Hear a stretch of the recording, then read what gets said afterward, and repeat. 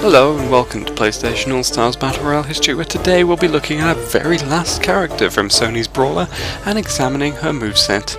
It's taken a long time to get here, but today we'll be looking at Fat Princess from the PSN strategy title of the same name. Fat Princess was a game that took place in a fairy tale kingdom and featured two warring factions, a red team and a blue team. Each of these teams had a ruling princess, and the objective of the game was to protect the princess or save her from the opposing army. The player took control of one of the princess's villages and made use of different classes to defend their castle and save their princess. Wait a minute, the player controls the villagers and not the princess herself? That's correct.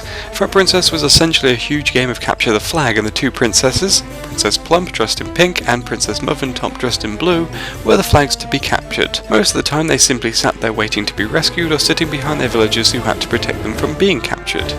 So, what's the deal there? If Fat Princess wasn't actually a playable character, why is she in PlayStation All-Stars? Well, Fat Princess was a game that represented the PlayStation Network, as it's exclusively a digital title made by Sony, and the princess is the character of the title, and that's basically it seems.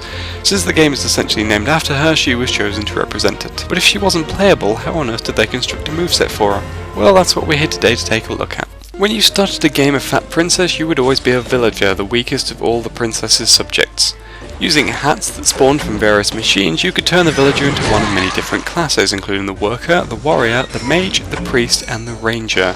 The priest was a healer and the ranger used ranged weapons, and that's about as far as we'll go into those classes for the purposes of this video. One of the key early game units that it was worth upgrading the villager to was the worker, since this unit had the capability of upgrading your units, and capabilities using various materials dotted around the landscape. By collecting bits of wood and diamond ore, the worker would cause the hat machine to spit out better hats that gave the appropriate units better abilities. For instance, upgrading the worker's hat machine gave all worker units the ability to throw bombs, which made them more formidable, especially as this meant that you could start causing damage to the enemy castle, making princess seizing even easier. The warrior was another class in Fat Princess, and as you'd imagine, this class was an offensive unit designed for thinning the enemy ranks. As a result, the warrior carried a sword, or a glaive in its upgraded version. He also carried a shield to reflect projectiles, and he had a lot of health that allowed him to go toe-to-toe with rival units. Pretty much an essential role for attacking the enemy castle or protecting units carrying the princess back to your castle.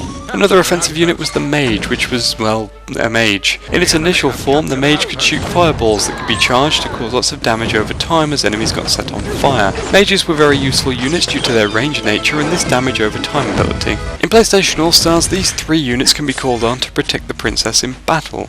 Down Circle calls in a worker who places a bomb on stage which detonates on a timer, Side Circle summons a low-level warrior who will perform a lunging sword slash, and Up and Neutral Circle will summon a mage who shoots a fireball either straight ahead or straight up. But that's just her circle moves. What about the moves Fat Princess herself uses in PlayStation All-Stars? Where did they come from? The imaginations of Superbot's designers. Yes, that's right, none of her other moves were from Fat Princess, and instead were made up to turn her into more than just a flag. Her triangle moves reference the fact that she's fat, with moves like belly flops and charges, as well as spins and ballet moves that reference the fact that she's a dainty princess. The square moves give her a royal scepter made up for the purposes of the game, and that's basically that. So in probably the fastest time ever for this series, let's move on to the supers. Level 1! So I never mention another major aspect of Fat Princess's gameplay, which explains the title. As evidenced in the game's rather loose storyline, the two princesses wandered through the forest together one day and came across some delicious cake. After eating this cake, the princesses became addicted and as a result started to get fat. This was also a gameplay mechanic. No, stay with me here. The landscape of each map was littered with ever-spawning slices of cake. This cake was so delicious and moist that the princesses couldn't resist it. If you carried it back to your castle and gave it to the princess, she would chomp it down and grow in size from the excess calories and the lack of exercise. This was tactical, however, since it meant that she became heavier and harder to remove from your castle.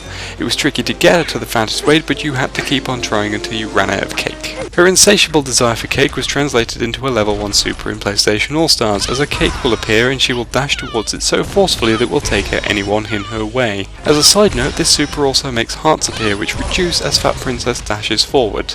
This appears to reference the health system of Fat Princess, where each unit had a certain number of hearts representing their health. The removal of these hearts in PlayStation All-Stars may be a reference to removing all of her opponent's hit points. Level 2! With enough hat machines upgraded, sometimes a magic potion would appear in your castle. Picking this up and throwing it caused a magical effect to happen. It would explode into a puff of magic and turn everyone caught in the explosion into chickens. Chickens were incredibly fast, but they were also incredibly weak since they could cause very little damage and only had 1 heart of health. This meant hitting a crowd of enemies with the magic potions massively weakened their defences and allowed you to push onto their castle. An Easter egg in the game also caused the top player of the losing team at the end of a match to turn into a giant chicken who could peck enemies to death. The chicken, for some reason, is Fat Princess's level 2 in PlayStation All-Stars. A mage will appear, turn into a giant chicken, and the princess will ride the chicken around pecking at opponents. Look, I don't know. That's just what happens. Level 3! Finally, her level 3. If you succeeded in getting the princess back to your castle, a timer would begin to tick down. During this time, you had to protect your castle from the rival team, who would understandably want to take the princess back, because if they failed to do so by the time the timer reached 0, they lost. This meant that during this time you had to battle to prevent the opposing team from breaching your castle and stealing your victory away from you, which appears to be the inspiration for Fat Princess's level 3. As she sits comfortably eating cake, her villagers form a large army and start to storm the stage, aiming to take out anyone in their way. They do this by utilising attacks they use as part of her circle moves. And that's basically it for Fat Princess. Not a lot to talk about really, so we'll call it a day for her, and in fact for all of the character videos. And I'll see you next time with our last stage. Stay tuned.